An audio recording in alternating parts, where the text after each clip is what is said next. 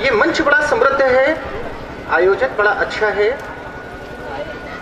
मेरा संयोग अच्छा है कि ऐसे समय पर मैं यहाँ पर कार्यरत हूँ। मेरी इच्छा सिर्फ इतनी थी यहाँ पर आकर के अपनी दो बात रखने की कि आज आपके मंच पर जो एक नाट्य प्रस्तुति हो रही है बावरी उड़ान। बावरी उड़ान असल में है क्या?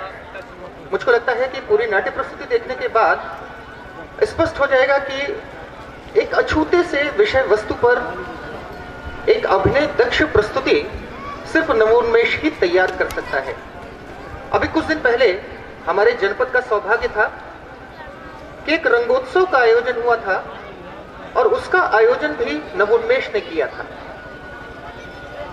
मैं सिर्फ कुछ बातें इस तरीके की रखना चाहता हूं जो इस आयोजन से संबद्ध हैं। अभी थोड़ी देर पहले संचालन कर रहे महोदय ने कहा था कि गौतम बुद्ध 29 वर्ष की अवस्था में इस जिले से पलायन कर गए थे, उनका हृदय परिवर्तन हुआ था। हृदय परिवर्तन हुआ था, वो सांसारिक मूल्यों को जी रहे थे और इस संसार में रह करके करना क्या है, उनका दायित्व क्या है, ये दायित्व बोध उनको हुआ था, तब उन्होंने अपने घर को छोड़ा था। कुछ वैसा ही संयोग है नवोन्मेष की प्रस्तुतियों का। नवोन्मेष ने पहली नाट्य प्रस्तुति ओरी चिरैया जो दुनिया के सामने रखी, आज वो हमारे देश की सरहद पार करके बाहर अपनी प्रस्तुतियां देने जा रहा है, ऐसी तैयारी में है।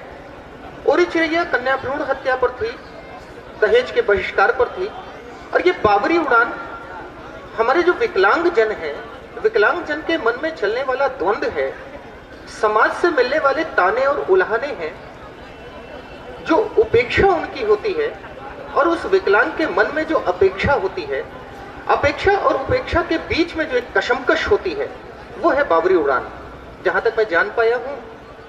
और अभी कुछ दिन पहले हमारे माननीय प्रधानमंत्री नरेंद्र मोदी जी ने विकलांग जन के लिए एक नया शब्द दिया, दिव्यांग। मुझको लगता है कि इसका निहितार्थ भी आप सब समझ गए होंगे।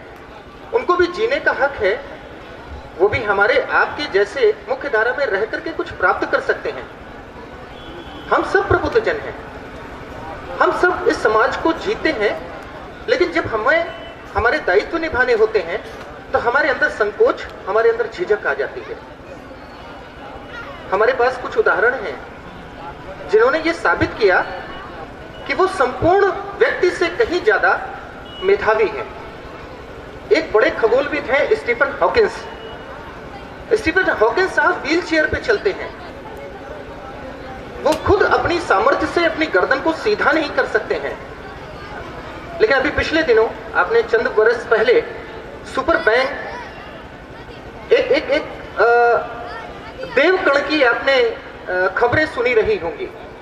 उस कण की एक खोज की थी और उस खोज में एक बहुत बड़ा योगदान था स्टीफन हॉकिंस साहब का। हमारे देश की एक बिटिया, विकलांग बिटिया अरुणिमा सिन्हा, वो एवरेस्ट तक चली गई, भारतीय तिरंगा फहरा करके वापस चली आई। मेरा अनुरोध इस अवसर पर सिर्फ इतना है कि हम सब समाज का हिस्सा हैं, हम अपनी जीवनचर्या जीते हैं, लेकिन हमें समाज के लिए भी कुछ करना चाहिए।